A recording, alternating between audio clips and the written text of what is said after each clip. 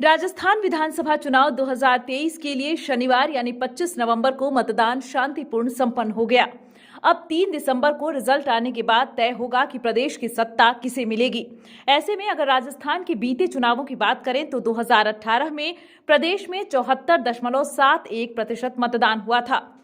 इसके साथ ही राजस्थान में इतिहास की माने तो यहाँ 0.33% वोट से भी सत्ता बदल जाती है। बता दें कि विधानसभा चुनाव 2018 में 0.54% अधिक वोट मिलने से कांग्रेस की सरकार बन गई थी। वहीं सियासी जानकारों का कहना है कि राजस्थान में कई बार खंडित जनादेश मिला, लेकिन चुनाव में जिस भी पार्टी को सबसे ज्यादा सीटें मिली वह बहुमत जुटाने में कामयाब रही। दूसरी तरफ यहां कभी आंकड़ों के खेल में सरकार नहीं गिरी। राजनीतिक विश्लेषकों के अनुसार राजस्थान में कांग्रेस और बीजेपी के अलावा कभी किसी का शासन नहीं रहा।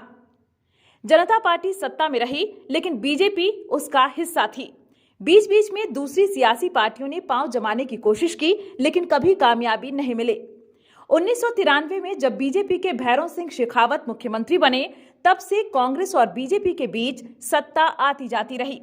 राजस्थान में चुनावी नतीजे में बीजेपी और कांग्रेस छोटे बहुमत या बहुमत के करीब जैसी स्थिति में अक्सर होती है। 1962 में कांग्रेस को 176 में 88 सीटें मिली थी।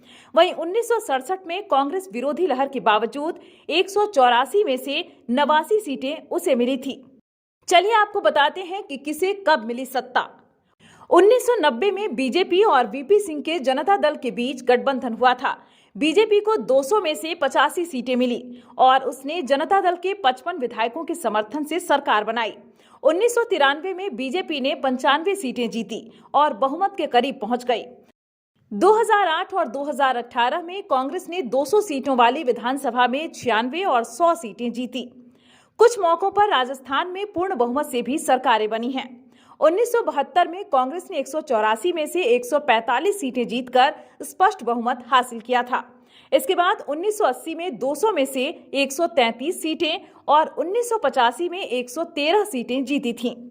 1977 में जनता पार्टी ने 200 में से 152 सीटें जीती थी और 1998 में कांग्रेस को 153 सीटों पर जीत मिली थी।